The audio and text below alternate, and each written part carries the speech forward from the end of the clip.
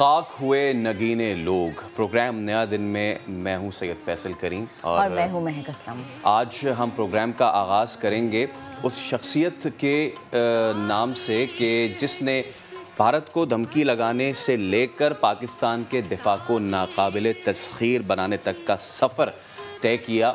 और यकीनन अब्दुल कदीर ख़ान किसी तारुफ के मोहताज नहीं हैं और ना ही किसी तारीफ़ के मोहताज हैं, क्योंकि जिस तरीके से उन्होंने पाकिस्तान के लिए एक लग्जरियस किस्म की लाइफ, एक बहुत ही ब्राइट फ्यूचर कुर्बान करके वो वापस आए और उसके बाद पाकिस्तान को उस दुश्मन के सामने सीसा पिलाई दीवार बना के खड़ा कर दिया कि जो दिन रात पाकिस्तान को तबाह करने पे और पाकिस्तान को उसके खिलाफ साजिशें करने पर तुला हुआ है, ये थे मोहसिन पाकिस्तान डॉक्टर अब्दुल कदीर ख़ान साहब। लेकिन हमें इंतहाई अफसोस और दुख के साथ आज भी आपके साथ ये खबर शेयर करनी पड़ी, क्योंकि कल भी हमने देखा कि सारा दिन टेलीविज़न स्क्रीन्स पर डॉक्टर साहब की तदफीन के हवाले से, उनकी डेथ के हवाले से खबरें हमने देखी, जो कि हमारे लिए बहुत ज़्यादा अफसुर्दा कर देने वाली, दिल गिरफ्तार कर देने वाली खबरें थी।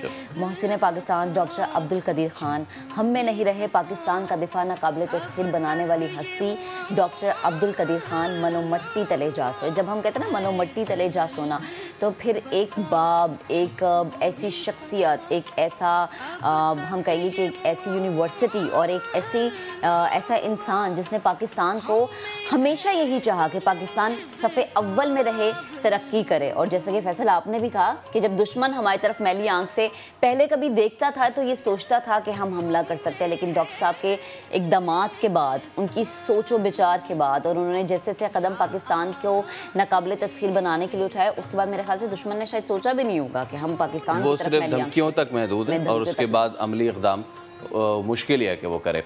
अहले खाना की ख्वाहिश के मुताबिक उन्हें इस्लामाबाद के H8 कब्रिस्तान में सुपुर्द खाक किया गया और नमाज जनाजा तो फैसल मस्जिद में प्रोफेसर डॉक्टर मोहम्मद अल गज़ाली ने पढ़ाई। लेकिन जिस वक्त उनका जस्ते खाकी लेके जाया जा रहा था तो आसमान भी रो रहा था, शदीद बारिश हो रही थी, बादल बरस रहे थे इस्लामाबाद में, और इस बारिश में इन बरसते बादलों में उन्हें जो है वो मट्टी के हवाले किया गया। और उनकी अचानक तबीयत ख़राब होने पर डॉक्टर अब्दुल कदीर ख़ान को KRL अस्पताल भी मुंतकिल किया गया। ये हम आपको मनासिर भी दिखा रहे हैं जब उनकी तदफीन हुई थी, और वो काफ़ी अरसे से अलील थे और एक जंग थी जो वो लड़ रहे थे, ज़िंदगी और मौत की कशमकश थी, और जिसमें हमने देखा कि हार वो गए और अपने खालिक के हकीकी से जा मिले। इंतहाई अफसोस और इंतहाई दुख। कल भी सारा दिन हमने अपनी टेलीविज़न स्क्रीन्स पर ये मनासिर देखे, और जब भी हम डॉक्टर साहब का नाम ले रहे थे, जब भी हम डॉक्टर साहब के बारे में बात कर रहे थे, तो एक यकीन नहीं आ रहा था कि एक के बाद एक सितारा जो हमसे जुदा होता जा रहा है, ये वो खला है जो कि ना जाने कैसे पुर होगा। मुल्क सोगवार है और डॉक्टर अब्दुल कदीर ख़ान जैसे अनमोल रतन से महरूम होना वतन अजीज़ के लिए नाकाबिल तलाफ़ी नुकसान है। यकीनन डॉक्टर अब्दुल कदीर ख़ान निशान इम्तियाज़ समेत 3 सदारती अवार्ड लेने वाले वाहिद पाकिस्तानी। प्रोग्राम में आगे चल के उनकी ज़िंदगी के कई पहलू आपके सामने रखेंगे। आगे बढ़ते हैं, अब बात करते हैं हुकूमत पाकिस्तान के एक और अहसन कदम की। वज़ीर-ए-आज़म इमरान ख़ान ने रहमतुल आलमीन अथॉरिटी बनाने का फ़ैसला किया है। अशराए रहमतुल आलमीन की मरकज़ी तकरीब से खिताब में उन्होंने कहा कि मदीने की रियासत के उसूलों पर चलेंगे तो मुल्क तरक्की करेगा। जिन्हें रोल मॉडल समझा जाता था, उनकी ज़िंदगी को करीब से देखा। हमारे रोल मॉडल्स और सीधे रास्ते में ज़मीन आसमान का फ़र्क था। कम रोज़ इंसान और ताकतवर जो है वो NRO चाहता है, यानी वो करें कि कमज़ोर, और जो ताकतवर इंसान है वो NRO चाहता है। एक शख्स पैसा चोरी करके बाहर चला जाता है, लंदन में बैठकर तकरीरें करता है, करप्शन के ख़िलाफ़ जब तक मुआशरा कुछ नहीं करेगा हुकूमत कुछ नहीं कर सकती। अच्छा, ये खान साहब के वही अल्फाज है जो ये पहली जब हमने तकरीर सुने थे, उन्होंने कहा था कि हमारा साथ देना बेहद ज़रूरी है। आज भी उनके भी यही अल्फाज है कि आज भी साथ देना बिल्कुल। लेकिन ये जो महीना है, इसकी मुनासबत से उन्होंने रहमतुल आलमीन अथॉरिटी बनाने का फ़ैसला किया है। आगे चल के भी इस पर बात करेंगे। इलेक्शन की थोड़ी गहमा गहमी भी देखी हमने। आज़ाद कश्मीर की 2 नशिस्तों पर ज़िमनी इलेक्शन का दंगल हुआ। गैर अपनी गैर सरकारी नताइज के मुताबिक हल्का LA3 पर PTI के उम्मीदवार यासिर सुल्तान करार पाए, जबकि LA12 पर पीपल्स पार्टी के चौधरी आमिर यासीन ने मैदान मारा। और तहरीक इंसाफ के उम्मीदवार शौकत फरीद दूसरे नंबर पर रहे, लेकिन एक पोलिंग स्टेशन पर पोलिंग रुक जाने के बायस हतमी नतीजा रोक दिया गया है। अब ये जब दोबारा से यहाँ पर पोलिंग का इनेकाद होगा और उसके बाद देखा जाएगा कि हतमी नतीजा क्या आता है। आगे बढ़ते हैं, आपको बताएंगे कि IMF के साथ 6 अरब डॉलर्स कर्ज प्रोग्राम की बहाली का मिशन लिए वजीर खजाना शौकत तरीन आज अमेरिका रवाना होंगे। हुकाम वजारत खजाना के मुताबिक पाकिस्तान और IMF के दरमियान मुज़ाकरात 13 अक्टूबर को शुरू होंगे। मुज़ाकरात कामयाबी की सूरत में 1 अरब डॉलर की अगली किस्त जो है वो मिलने का इम्कान। लेकिन कितनी शर्तों के साथ ये देखना भी बाकी है। आज क्योंकि हमेशा हम शराइत के बोझ तले दब जाते हैं। इतनी ज़्यादा शराइत होती है कि हम बिल्कुल ही दब जाते हैं और फिर सोचने में मजबूर हो जाते हैं क्या है ये कर्ज लिया क्यों था और अगर ले लिया था तो अब इसकी अदायगी कैसे मुमकिन। बिल्कुल, चलिए ये तो एक हमने थोड़ी डर और खौफ वाली बात की, लेकिन कुछ अच्छी बात भी है और सबसे अच्छी बात यह है कि कोरोना को लेके कुछ अच्छी इंफॉर्मेशन आपके साथ शेयर करनी है। ये चौथी लहर थी, अब ये कमज़ोर पड़ने लगी है। एक दिन में 28 मरीज़ जो हैं वो जान से ज़रूर गए, मजमूई अमवात 28,134 ज़रूर हुई, लेकिन जो महक रेट है ना वो नीचे आता जा रहा है, वो बहुत अच्छी है। 2.31% जो है रेट आ चुका है और यही वजह है कि अब मज़े ख़त्म हुए, ख़ासतौर पे किसके? बच्चों के। स्कूल जाने वाले बच्चों के मज़े ख़त्म हो गए हैं। पूरा हफ्ता स्कूल जाना पड़ेगा, कोई छुट्टी नहीं होगी। मुल्क भर में तालीमी इदारे आज से 100% हाजिरी के साथ खुल गए हैं। तमाम जामियात को भी SOPs के साथ खोलने की इजाज़त मिल गई है। इससे पहले हमने देखा कि तालीमी इदारों में 50% हाजिरी के साथ क्लासेस हो रही थी और एक डिस्टेंस को भी मेंटेन रखा जा रहा था। SOPs तो अभी भी फॉलो किए जाएंगे, लेकिन अब हाजिरी 100% देना होगी और सबको स्कूल जाना होगा, कोई छुट्टी नहीं मिलेगी।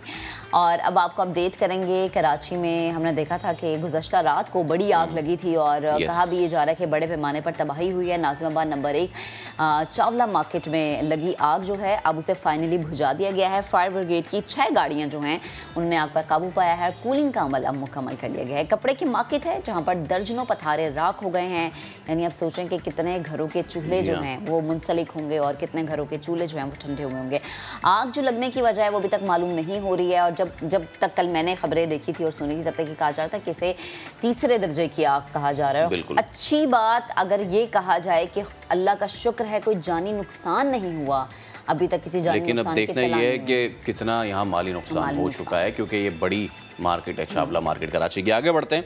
ऐसा हो नहीं सकता कि क्रिकेट की बात ना हो हमारे शो में। हम क्रिकेट की बात करेंगे। कौमी टीम ने वर्ल्ड कप के लिए प्रैक्टिस शुरू कर दी है and guess what, Shoaib Malik ने भी स्क्वाड में दे दी है एंट्री और करनी शुरू कर दी है प्रैक्टिस। शोएब मलिक वो शख्स हैं जिन्होंने क्रिकेट की दुनिया में, आप 1990s का देख लें क्योंकि लेट 90s में यह आए, उसके बाद 2000, उसके बाद 2010 से 2020 और अब 2020 के बाद जो नया डेकेड है वो शुरू हो चुका है। वैसे हैं क्या करते हैं ये आप पूछिएगा इनसे जब आप मिलेंगे इनसे। That's a good thing, that's a positive thing. आपने अपने आप को चेंज नहीं किया, शोएब मलिक ने अपने आप को फिट रखा हुआ, is one of the best fielders in the team. दुनिया में बहुत कुछ बदल गया मगर वो खिलाड़ी जो हैं वैसे के वैसे ही मौजूद हैं। सोचें इसके साथ एक और कहानी है कि बिजली जो है पहले भी जाती थी अब भी जाती है, लेकिन शोएब मलिक जाने का नाम नहीं ले रहे हैं। हम उम्मीद करते हैं कि शोएब मलिक की ये जो ना जाने की रवायत है ये ऐसी बरकरार रहे कि लोग इन्हें अच्छे नाम से याद रखें और वर्ल्ड कप में हम बहुत अच्छा खेल इनका देख सकें। अल्लाह करे। चलें जी आगे बढ़ते हैं। टॉप स्टोरीज हमने शामिल की। अब ज़रा प्रोग्राम का बाकायदा आगाज़ करते हैं और आगाज़ में हम डॉक्टर साहब की बात करेंगे। जैसे कि हमने अपने प्रोग्राम के आगाज़ में भी कहा था कि मोहसिन पाकिस्तान वो क्यों है आपको पता है? हाँ, वो क्यों? क्योंकि इससे पहले कि हम आपको ये रिपोर्ट दिखाएं, एक चीज़ है बड़ी अहम जो कि बताने वाली हमारे नाज़रीन को। यकीनन सब मोहसिन पाकिस्तान उनको कहते हैं कि जिन्होंने इस तरह का एटॉमिक वेपन क्रिएट किया कि उस देखने वाले दंग रह गए थे पूरी दुनिया कि पूरे पहाड़ का पहाड़ रंग तब्दील कर चुका था। इसके अलावा ये 1986 की बात, और ये बात करना मैं बहुत ज़रूरी समझता हूँ। 1986 के जिस वक्त राजस्थान और पंजाब सेक्टर्स पे भारतीय फ़ौजें बिल्कुल सामने खड़ी थी सरहद पे और हमारी फ़ौज जो है उनके सामने बिल्कुल उनका मुकाबला कर रही थी, उस वक्त में भारत ने अपने साफियों के थ्रू ये धमकी दिलवाई थी पाकिस्तान को कि हम 300-400 न्यूक्स एटॉमिक बॉम्ब्स बना सकते हैं, जिस पे डॉक्टर अब्दुल कदीर खान के वो तारीखी जुमले कि जिसने ना सिर्फ जंग टाल दी बल्कि दुश्मन पे धाक भी बिठा दी। अब्दुल कदीर खान का ये कहना था कि 300-400 बनाने की ज़रूरत नहीं है, हमारे 3 या 4 ही काफ़ी हैं। ये अब थे अब्दुल कदीर खान। इनकी ज़िंदगी पे एक रिपोर्ट देखते हैं। पाकिस्तान के एटमी प्रोग्राम के खालिक डॉक्टर अब्दुल कदीर 3 सदारती अवार्ड हासिल करने वाले वाहिद पाकिस्तानी। निशान इम्तियाज, हिलाल इम्तियाज, 64 गोल्ड मेडल्स, 3 तलाई ताज और मोहसिन पाकिस्तान कहलाने का एजाज। 1 अप्रैल 1936 को भोपाल में पैदा हुए। 1952 में अहले खाना के हमरा हिजरत करके कराची पहुंचे। 1956 में कराची यूनिवर्सिटी से फिजिक्स में बैचलर्स ऑफ साइंस की डिग्री हासिल की। फिर आला तालीम के लिए यूरोप चले गए। डॉक्टर खान ने हॉलैंड से मास्टर्स ऑफ साइंस जबकि बेल्जियम से डॉक्टरेट ऑफ इंजीनियरिंग की डिग्री हासिल की। हॉलैंड में आला मुलाजमत पर फाइज हुए, लेकिन भारत के एटमी धमाके का जवाब देने की तड़प उन्हें वतन वापस ले आई। पाकिस्तान में 31 मई 1976 में इंजीनियरिंग रिसर्च लेबोरेटरी से मुंसलिक हुए और एटमी प्रोग्राम की बुनियाद रखी। 1 मई 1981 को यह इदारा इन्हीं से मौसूम करके डॉक्टर ए.क्यू. खान रिसर्च लेबोरेटरीज बना दिया गया। डॉक्टर कदीर ही की जेर निगरानी इस इदारे ने पाकिस्तान को एटमी कुव्वत बनाया और 28 मई 1998 को पाकिस्तान ने भारतीय एटमी तजर्बे का चागी बलोचिस्तान में मिसाली और कामयाब जवाब दिया। डॉक्टर कदीर खान पर डच हुकूमत ने अहम मालूमात चुराने का मुकदमा भी दायर किया, लेकिन इल्जाम गलत साबित होने पर डॉक्टर ए.क्यू. खान बाइज्जत बरी हुए। उस्मान खान, समा, इस्लामाबाद। ये रिपोर्ट हमने आपको दिखाई, लेकिन चंद अल्फाजों में एक रिपोर्ट में डॉक्टर साहब की ज़िंदगी का मैं अहाता नहीं कर सकते। बहुत बड़ी हस्ती वो, जिनके चले जाने से पूरा मुल्क सोगवार है। यकीनन इनकी ज़िंदगी के पहलुओं पर बात करना बेहद ज़रूरी है। हमने राब्ता किया इनकी ज़िंदगी के पहलुओं को समझने के लिए डॉक्टर समर मुबारक से। डॉक्टर साहब बेहद शुक्रिया।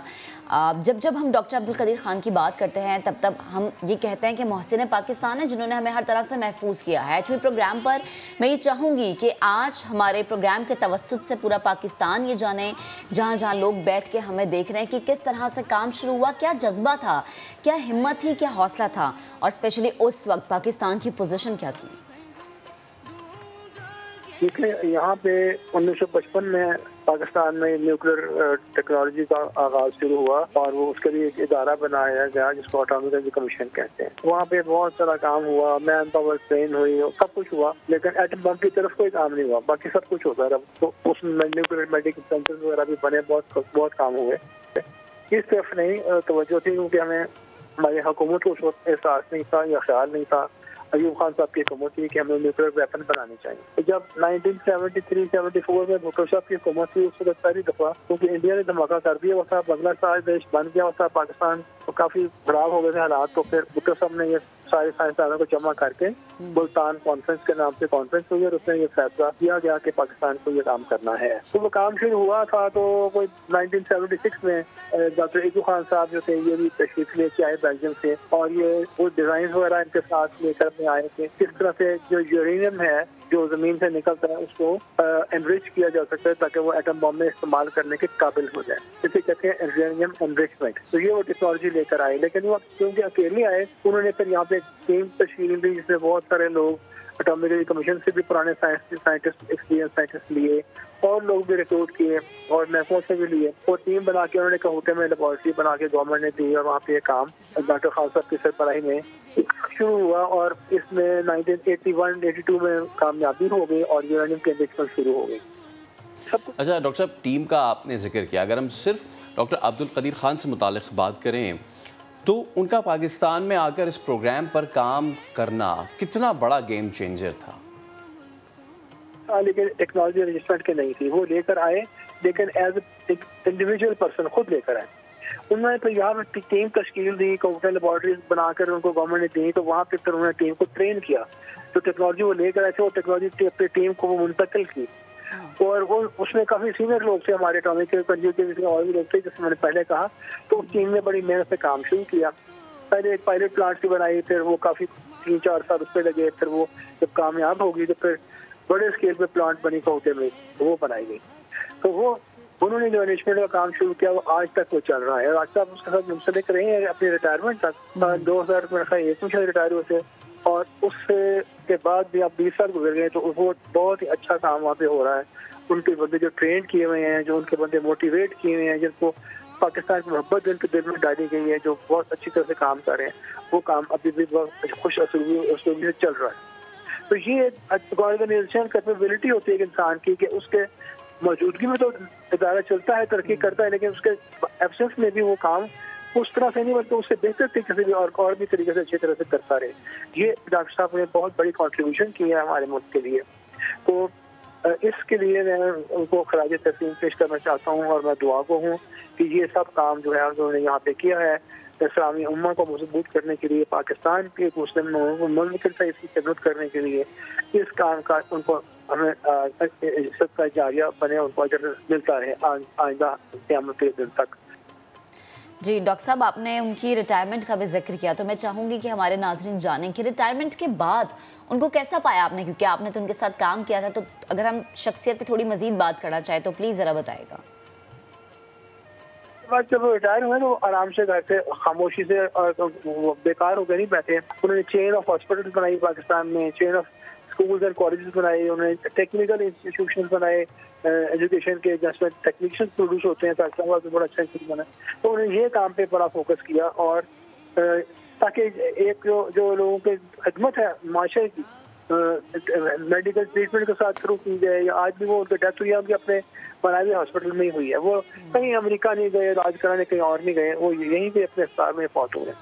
तो वो उन्होंने लोगों की खिदमत इतना से की है माशरे में कि बड़े सस्ते अस्पताल, कई लोगों को फ्री ट्रीटमेंट होती है गरीब लोगों की, वो हॉस्पिटलों की जो चेंज बनाई है लोगों के इलाज के लिए, स्कूल कॉलेज बनाए उनके पढ़ाई तालीम के लिए। डॉक्टर साहब, जो आपने बात की है ना कि अपने ही बनाए हुए हॉस्पिटल में उनके आखिरी अय्याम गुजरे और वहीं उनका इंतकाल हुआ, ये हमारे बहुत से लोगों के लिए ये बात मशअले राह साबित हो सकती है अगर वो इसे सीखना चाहें तो। खैर, सबके लिए रोल मॉडल थे कदीर खान साहब। आप उनकी शख्सियत को कैसे देखते हैं? हम चाहते हैं कि नौजवानों को ख़ास तौर पे उनकी ज़िंदगी के कुछ ऐसे पहलू आप समझा जाएं जो उनके लिए अगेन जो है वो एक बीकन साबित हो सके।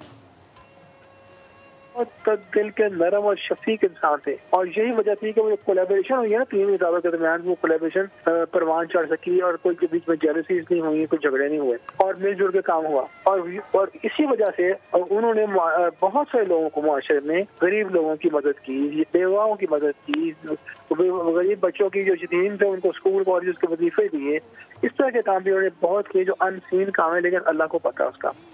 और मस्जिदें बनाई कई जगह पे जहाँ पे नहीं थी मस्जिद एग्जिस्ट करती, ये तो फलाही उन्होंने काम किया। ये उनका एक लाइफ का एक और एस्पेक्ट है जिसमें इंसान की खिदमत और इंसानियत की खिदमत करना भी उनका नस्बुल अम था। तो ये ऐसी किस्म की पर्सनैलिटी थी उनकी दोनों तरफ से, उन्होंने बड़ा अच्छा पाकिस्तान में खिदमत अंजाम दी और बहुत अच्छा काम किया। सही। तो आप डॉक्टर अब्दुल कदीर खान की तरह क्या समझते हैं सर कि हमारे नौजवानों में साइंसी इजादात का रुझान अभी के वक्त में बढ़ा है या कम हुआ है? फिर इस ज़माने में देखिए, आप बच्चों को जब माँ बाप पढ़ाते हैं, उनसे पैसा खर्च करते हैं ना, तो वो सोचते हैं कि आप इनको जॉब अपॉर्चुनिटीज क्या है, जॉब कहाँ मिलेगी, फिर नौकरी कहाँ मिलेगी, कौन सा काम करना चाहिए तो ये इनका फ्यूचर सिक्योर होगा, ये जो सोचते हैं ना। जी जी। तो उस वक्त ये दिफाई इदारे जो हैं हमारे तीन, जिनका मैंने नाम लिया है, इनकी टोटल स्ट्रेंथ तकरीबन 35-40 हज़ार होगी, अंदाजा मेरा अंदाजा है जी। अब जाहिर है इन इदारों में भी जॉब्स निकलती हैं, यहाँ पे भी टेक्नीशियंस की जॉब भी निकलती हैं, इंजीनियर्स की जॉब भी निकलती हैं, साइंटिस्ट की जॉब भी होती हैं, कंप्यूटर इंजीनियर्स की जॉब, मुख्तलिफ केमिकल इंजीनियर्स की सब जॉब यहाँ पे निकलती है। तो एक तो बच्चे आजकल पढ़ते हैं इन इदारों में जॉब हासिल करने के लिए, उनका नस्बल ऐन होता है, जिनके माँ बाप उनके दिल में पैट्रियटिज्म, मुल्क की मोहब्बत डाल देते हैं कि मुल्क का इत्तेफाक बनाना जरूरी है, मजबूत बनाना जरूरी है, तो वो तो इस तरफ चले जाते हैं। और बाल बच्चे माँ बाप कहते हैं डॉक्टर बन जाओ या वकील बन जाओ या बैंकर बन जाओ या MBA कर लो। जाहिर है वो उनकी अपनी माँ बाप की प्लानिंग होती है, उसके मुताबिक वो बच्चे पढ़ते हैं। तो बच्चे हमारे बस इसी तरह है। हमारे एटॉमिक कमीशन और नेस्कॉम से तो मुझे पता है कि हम बहुत सारे वज़ाइफ देते हैं यूनिवर्सिटीज़ में और कॉलेजेस में। अभी बच्चे पढ़ रहे होते हैं शुरू में, फर्स्ट ईयर या सेकंड ईयर में, तो अच्छे जो मेरिट में सिलेक्ट करके उनके पढ़ाई के वजीफे देते हैं ताकि भाई इंस्टीट्यूशन में पढ़ें, और पढ़ने के बाद अगर वो अच्छा परफॉर्म करते हैं फाइनल डिग्री में, मास्टर्स में या बेसिक इंजीनियरिंग में जहाँ भी, तो फिर उनको इन इदारों में जॉब्स मिल जाती हैं। और फिर यहाँ पे काम करके 2-3 साल बाद उनको बाहर भेजा जाता है, फिर वो PhD करके आते हैं, फिर PhD करके वापस आके फिर इदारों में काम करते हैं। तो इस तरह से ये एजुकेशन के साथ एक लिंक है हमारे डिफेंस प्रोग्राम की जो बरकरार है। स्कूल भी बना है इस तरह, इसी स्कूल भी बने इसी तरह से, जब बच्चे स्कूल लेवल से पढ़ते हैं और उनमें दिल में शौक पैदा किया जाता है डिफेंस प्रोग्राम के लिए। तो ये पूरा ये प्रोग्राम जो है ये मैन पावर सप्लाई करता है डिफेंस प्रोग्राम को आगे बढ़ाने के लिए, आगे फरोग देने के लिए। बहुत शुक्रिया। इससे पहले कि हम आपको वैसे तो अदा कर चुके हैं, लेकिन जाते जाते डॉक्टर साहब आप भी हमारा एहसास हैं और हम यकीन रखते हैं इस पे पुख्ता कि डॉक्टर समर मुबारक मंद और डॉक्टर अब्दुल कदीर ख़ान और इन जैसे जितने भी इस मुल्क के सपूत हैं, असासा है, हमारे नौजवान अब न सिर्फ इनको अपना रोल मॉडल बनाएंगे बल्कि इनसे इस्तेफ़ादा भी आगे चल के करेंगे। आगे चलते हैं अब शो में और अब बात करेंगे छोटे मच्छर के बड़े वार की। मुल्क के मुख्तलिफ शहरों में डेंगू तबाही फैला रहा है। लाहौर, कराची, पेशावर जहाँ भी देख लें मरीज़ अब आते जा रहे हैं। ख़ास तौर पर लाहौर के अस्पताल ये तो डेंगू मरीज़ों से भरने लगे हैं। शहर में मरीज़ों की तादाद 3000 से तजावुज़ कर गई है। अगर कराची देखें तो कराची समेत सिंध भर में भी डेंगू फैल रहा है। वहाँ सिंध भर में 377 केसेस जबकि कराची में 188 डेंगू केसेस रिपोर्ट हो चुके हैं। और खैबर पख्तूनख्वा की अगर हम बात करें तो खैबर पख्तूनख्वा में डेंगू के 135 नए केसेस रिपोर्ट हुए हैं। सूबे में वायरस से मुतासर अफराद की तादाद 2795 हो गई है। हमारे नुमाइंदगान ने हमें मुख्तलिफ शहरों से ज्वाइन किया है ताकि हम जान सकें कि क्या क्या सिचुएशन है। लाहौर से दानियल उमर, कराची से मुदस्सिर नज़ीर और पेशावर से अब्दुल रहमान हमें ज्वाइन करेंगे। सबसे पहले पेशावर का रुख करते हैं, जानते हैं कि वहाँ क्या सूरत हाल है। अब्दुल रहमान, कहिएगा, पेशावर जहाँ पर नए केसेस में दिन पर दिन इजाफा होता जा रहा है, सूरत हाल बिगड़ती नजर आ रही है, इक़दामात क्या उठाए गए हैं सूबाई गवर्नमेंट की जानिब से?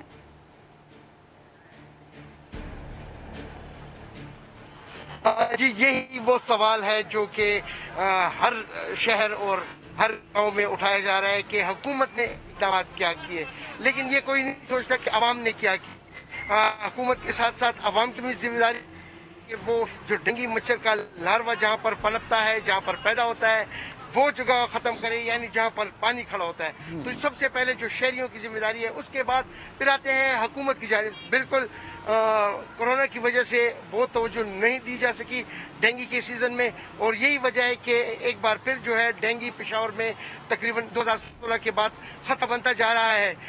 इस वक्त भी तकरीबन 800 से ज़ायद केसेस जो है वो रिकॉर्ड हो चुके हैं, जबकि गुज़िश्ता 24 घंटों में 38 अफराद जो है डेंगू वायरस का शिकार हुए हैं, तस्दीक हुए हैं।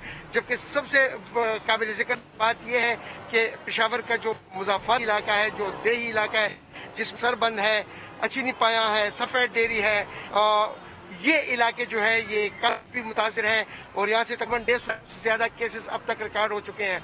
जबकि खुशकिस्मती से पेशावर में अब तक कोई शख्स जो है वो डेंगू से जा भाग नहीं हुआ।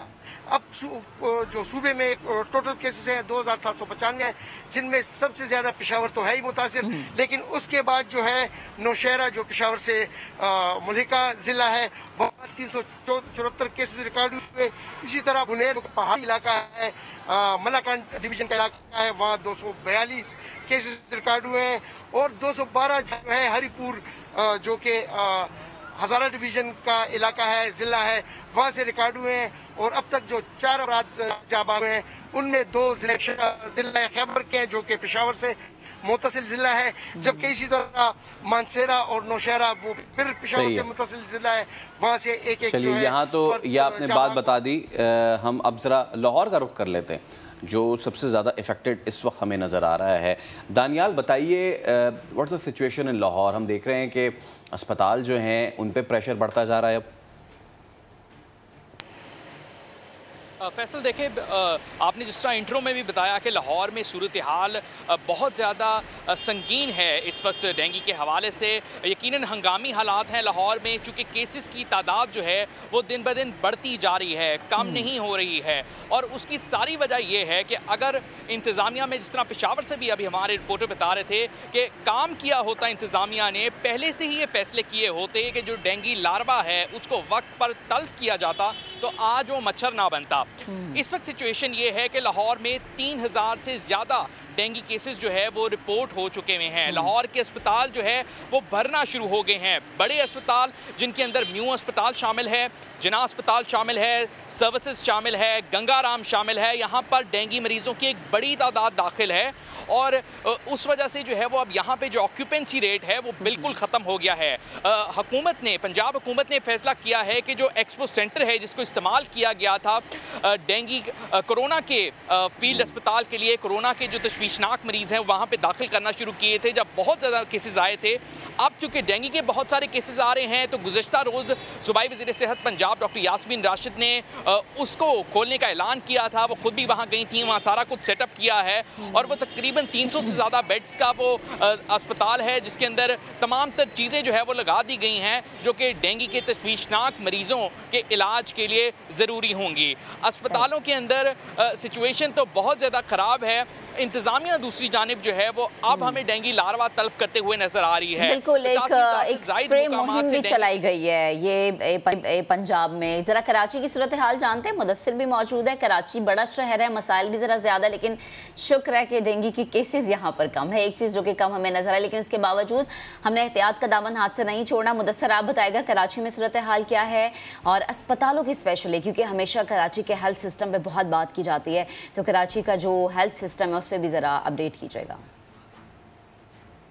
हाँ बिल्कुल महक, चंद रोज़ से डेंगू का जो ट्रेंड है वो कम हो चुका है। इससे पहले जो था ट्रेंड काफ़ी ज़्यादा था और काफ़ी ज़्यादा डेंगू के केसेस सामने आ रहे थे। अगर अदाद शुमार की बात करें तो सिंध भर में रवां साल 2345 केसेस रिपोर्ट हुए हैं डेंगू के, जबकि गुज़िश्ता माह 603 केसेस रिपोर्ट हुए हैं और इस माह 377 केसेस रिपोर्ट हुए हैं।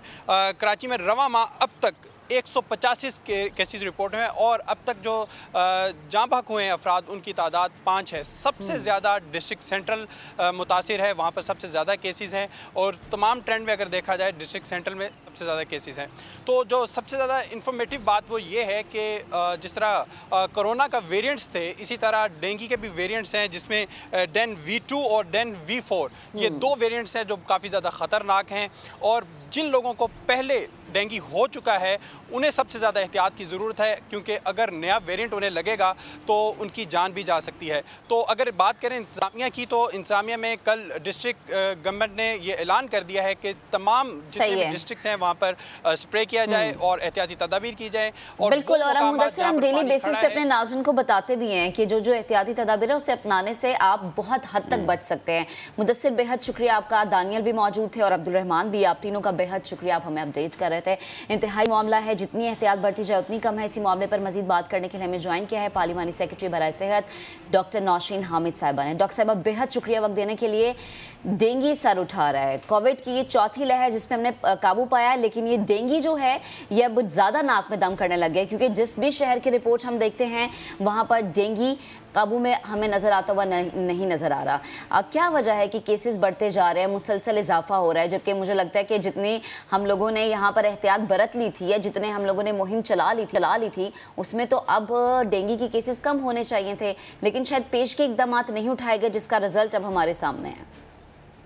जी बिल्कुल, ये देखिए कि पिछले 2 साल डेंगू बहुत हद तक कंट्रोल में रहा था, मगर इस साल डेफिनेटली ये है कि इसमें हमें एक बहुत वाज़े इजाफा नज़र आया है। और इसकी वजह देखें कि ये भी है कि चूँकि पिछले 1-1.5 साल से हम लोग कोविड से मुकाबले थे और एक बहुत बड़ी वबा थी, और जिस तरह से आपने देखा है कि हम लोग उसकी एक के बाद दूसरी 4 वेव्स जो हैं वो पिछले 1-1.5 साल के अंदर जो हैं वो हमने फेस की।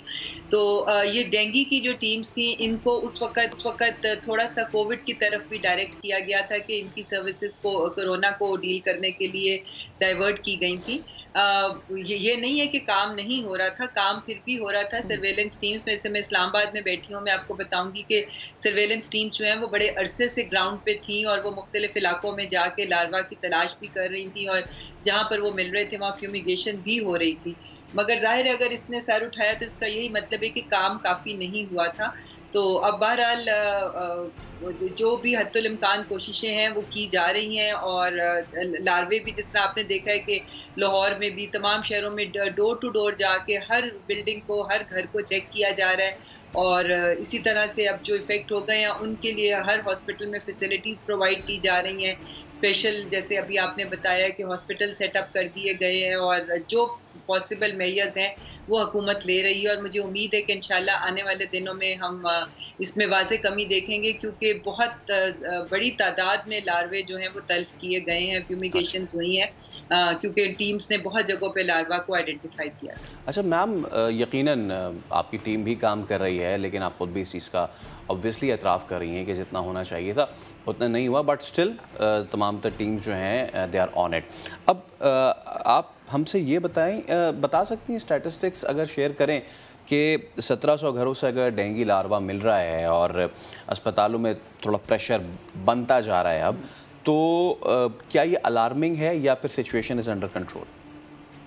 नहीं देखिए जी, मज़ीद बेड्स की ज़रूरत तो डेफिनेटली थी, जिसकी वजह से अभी आपने खुद भी बताया है कि जो फील्ड हॉस्पिटल है 340 बेड्स का, उसको फंक्शनल कर दिया गया है। तो इस वक्त हॉस्पिटल्स के ऊपर प्रेशर तो है, और मगर ये कि लोगों के अंदर अवेयरनेस के लिए भी, क्योंकि ये बहुत हद तक जो है ये उस वक्त कंट्रोल होगा जब लोग भी उसी तरह से कोऑपरेट करेंगे, क्योंकि अब हर घर के अंदर, जैसे कि मैं अब बता रही हूँ कि वो फ्रिज की हमारी जो लेडी हेल्थ वर्कर्स हैं उन्होंने डोर टू डोर जब जाके देखा तो फ्रिज के नीचे की ट्रेज जो हैं उनके अंदर भी लार्वा जो है वो मिला। तो ये अब लोगों को खुद अपने घरों के अंदर भी ऐसी जगहों को आइडेंटिफाई करना पड़ेगा जहाँ पे पानी स्टेगनेंट रहता है और ये साफ पानी के अंदर ये लार्वा होता है। तो बिल्कुल इस वक्त एक बड़ी तेज़ी से वो मुहिम जारी है, तो उम्मीद यही है कि आने वाले दिनों में हम इसमें एक वाज़ेह कमी देखेंगे इंशाल्लाह। डॉक्टर साहबा, लाहौर सबसे ज़्यादा मुतासर है और हमेशा से ही मुतासर है। जब भी डेंगू आता है तो सबसे ज़्यादा इफेक्टिव अगर कोई शहर पाकिस्तान में होता है तो वो लाहौर होता है। अब हम देख रहे हैं कि केसेस 3000 से भी तजावज़ कर चुके हैं, अस्पतालों में जगह कम है। आने वाले वक्त में आपकी नज़र में कितना अलार्मिंग है ये? देखिए जी, लाहौर में केसेस हमें ज़्यादा इसलिए नज़र आते हैं कि लाहौर की आबादी बहुत ज़्यादा है बनिस्बत दूसरे शहरों के, और वहाँ पर ज़ाहिर उसी तनासब से लोग रहते हैं, और वहाँ पे स्लम एरियाज़ जो हमारे अर्बन स्लम्स हैं, जो कच्ची आबादियाँ हैं और जो दूसरी जगह, वहाँ पर उस तरीके से लोगों में कोशिश के बावजूद अवेयरनेस जो है वो क्रिएट अभी की जा रही है। मगर मैं समझती हूँ कि हर साल बताया जाता है, फिर भी लोग जो हैं वो जब वक्त आते हैं, और वार्निंग्स भी दी गई थी कि ये इसका लार्वे का सीज़न है तो आप थोड़ी सी एहतियात करें। तो लाहौर बेसिकली चूँकि एक बड़ी आबादी का शहर है, कंजेस्टेड पॉपुलेशन है, साथ लोग रहते हैं, तो उसकी वजह से भी जो भी बीमारी होती है यहाँ तेज़ी से फैलती है। सही। और डॉक्टर साहबा, जिस तरह से हम जब हेल्थ सिस्टम की बात करते हैं तो फिर ये भी सुनने को मिलता है कि जो कोविड पे पूरी तवज्जो थी, इसकी वजह से थोड़ी सी हमने गफलत बरती है डेंगू को काबू करने में। जी देखें, बिल्कुल, अगर टीम्स तो बहरहाल फील्ड में थी, ये तो मैं खुद जानती हूँ कि कुछ महीनों से टीम्स बिल्कुल विजिट कर रही थी, सब देख रही थी, मगर जैसा मैंने आपको बताया कि कोविड की एक इतनी बड़ी हमें चैलेंज था कि कुछ टीम्स को जो है वो कोविड से डील करने के लिए डाइवर्ट कर दिया गया था, क्योंकि उसके अंदर अब एक वैक्सीनेशन की बहुत बड़ी मुहिम चल रही थी और वो बहुत ज़रूरी थी अगर हमने इसको कोविड को कंट्रोल करना था। और आपने देखा है कि जैसे जैसे वैक्सीनेशन बढ़ती जा रही है, कोविड के केसेस जो है वो अब अल्हम्दुलिल्लाह बहुत नीचे आ गए हैं। तो ये कुछ टीम्स जो उस तरफ डाइवर्ट की गई थी, अब वो ज़ाहिर है अपनी ड्यूटीज़ पे वापस आ गई हैं, और इंशाल्लाह ताला वो बहुत इफेक्टिवली काम कर रही हैं, मेहनत से कर रही हैं, इंशाल्लाह बेहतरी की उम्मीद है। ठीक है डॉक्टर साहब, बेहद शुक्रिया गुफ्तगू करने के लिए, और बड़ा ज़रूरी आवाम को ये बार बार बताएं अपने इस प्लेटफॉर्म के थ्रू कि कोरोना तो उसकी शिद्दत कम हो गई है फैसल, लेकिन डेंगू जिसके वार अब तेज़ी से जारी होना शुरू हो गए हैं। तो इसमें आपने अपना बहुत ख्याल रखना है, और बहुत ही सिंपल से स्टेप्स हैं। पानी को ज़्यादा स्टैगनेंट ना होने दें, यानी जमा ना होने दें, और अगर घर में आप पानी स्टोर करते हैं तो उसके ऊपर ढक्कन लिड लगा लें। अभी एक ब्रेक लेते हैं, ब्रेक उस पर हाजिर होंगे तो मज़ीद आम स्टोरीज़ आपसे करनी है शेयर, हमारे साथ ही रहिएगा।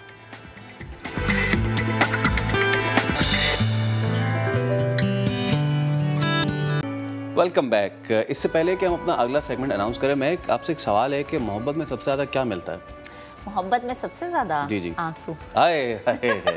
मोहब्बत में यकीनन आंसू मिलते हैं। तो ऐसे ही मोहब्बत की कहानी जिसमें इतने आंसू मिले कि वो बन गए तालाब। हाँ, क्या बात है। तो फिर चले। हाँ, आपको सैर करवाते हैं, और ये तालाब वैसे एक मंदिर भी है, ये है ना, जिसकी संगे बुनियाद रखी गई थी मोहब्बत के नाम पे। अब आप कह रहे होंगे ये मंदिर है, तालाब है, क्या माजरा है, आपको दिखा देते हैं।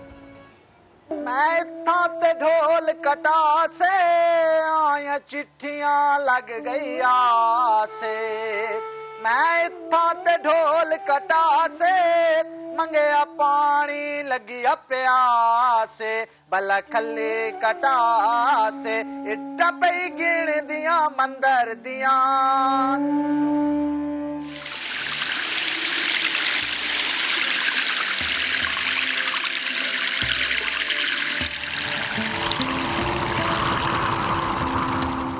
चकवाल की 2500 फुट बुलंदी पर वाक़े कटास राज मंदिर, जिसका चश्मा हजारों साल पुरानी मोहब्बत की दास्तान सुना रहा है।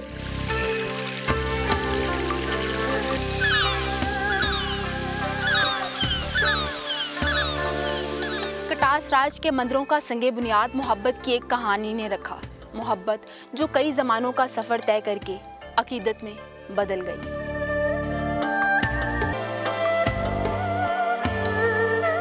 ब्राह्मणों के मुताबिक शिव देवता अपनी बीवी सती से बेइंतहा मोहब्बत करते थे। इनकी मौत के बाद शिव इतना रोए कि आंसू का तालाब बन गया।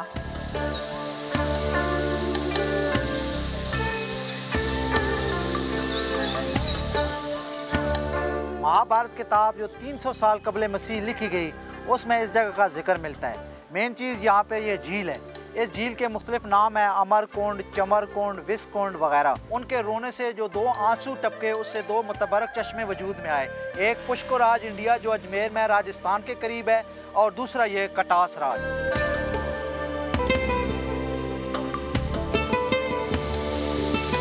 हिंदू मजहब के मानने वाले इस तालाब को मुकद्दस समझते हैं, जिसके नीले पानी में सफेद बादलों का अक्स देखने वालों को आज भी महसूर कर देता है।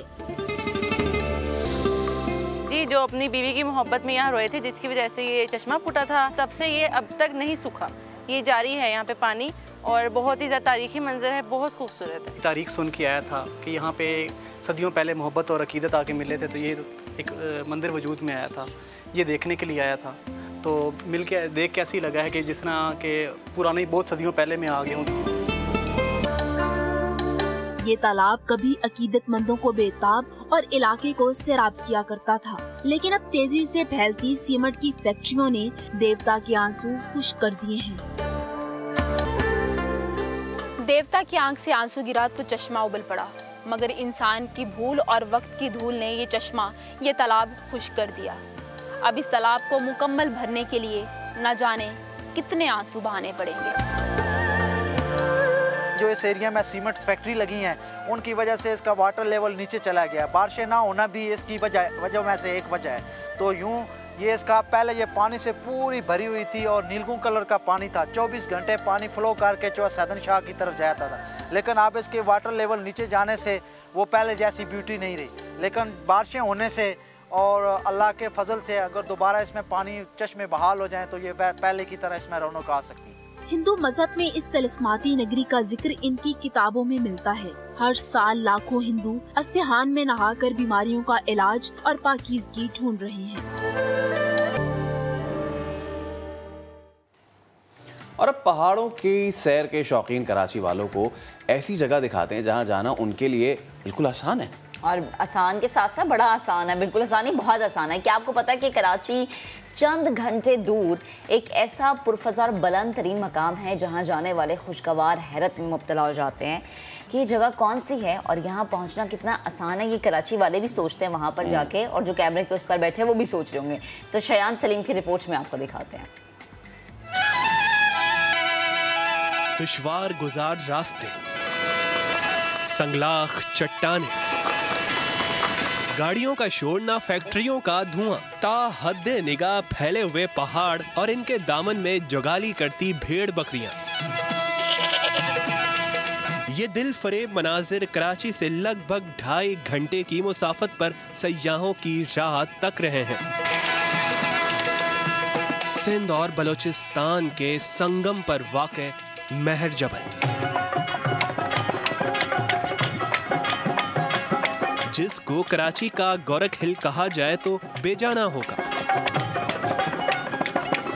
लोगों की नजरों से ओझल सिंध के इस पुरअसरार और खूबसूरत मुकाम तक पहुंचने के लिए 10 किलोमीटर पथरीले रास्ते से गुजरना पड़ता है। सिंध का बुलंद तरीन मकाम दादू में गोरख हिल स्टेशन है, तो शहर की हदूद में कराची में गडाब का महर जबल शहर का सबसे ऊंचा मकाम है। यहाँ के पहाड़ 2.5 से 3.5 हजार फीट तक बुलंद हैं। पहाड़ों सहरा का नज़ारा यहाँ से देखने को मिलता है और हवाएं इतनी चलती हैं कि ऐसा लगता है कि हवाएं आपसे बातें कर रही हैं।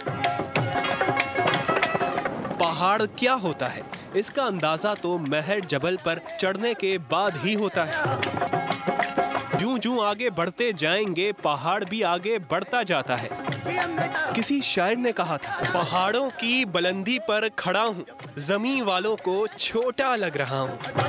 जमीन पर मौजूद शख्स के लिए तो मुमकिन नहीं कि वो महर जबल पर मौजूद किसी को देख सके। अलबत्ता इस बुलंद व बाला पहाड़ पर खड़े होकर बड़े बड़े दरख्त और घर बहुत छोटे नजर आते हैं। हवाएं चलती हैं और यहाँ पे जब बादल जब आते हैं तो ये पहाड़ों से टच होते हुए जाते हैं। 24 घंटे तफरी लेते रहते हैं। जब भी हमारे को मौका मिलता है इन किनारों पे आके खड़े होते हैं, सुकून भरी ठंडी हवाओं का मजा लेते हैं। मादनी वसाइल से माला माल ये पहाड़ भी अपना जुदागाना हुस्न रखते हैं और कुदरती हुस्न से लगाव रखने वाला ही इस खूबसूरती को पहचान सकता है। मकामी लोगों की ख्वाहिश है कि महर जबल आने वाला रास्ता ठीक कर दिया जाएगा तो ये इलाका बेहतरीन कुदरती सैरगाह बन सकती है। कोई किसी चीज़ का यहाँ पे आपसे आने का कोई चार्ज नहीं ले सकता, ना कोई टिकट ले सकता, क्योंकि ये बिल्कुल खुला मौसम है और यहाँ पे लोग जो है वो निहायती मोहब्बत करने वाले लोग हैं। शहर के शोरो गुल से दूर यहाँ सुकून है और साफ आबो हवा भी। यहाँ आना कुछ मुश्किल ज़रूर है, लेकिन अगर आप मुहिम जो का शौक रखते हैं, एडवेंचर टूर भी करना चाहते हैं और शहर से दूर भी नहीं जाना चाहते तो गडाब के महर जबल की सैर एक अच्छा ऑप्शन होगा। कैमरामैन फैसल आगाई के साथ शायान सलीम, समा, कराची। चलें जी, अभी एक ब्रेक लेते हैं। ब्रेक के बाद दोबारा हाजिर होंगे, आप हमारे साथ रहिएगा।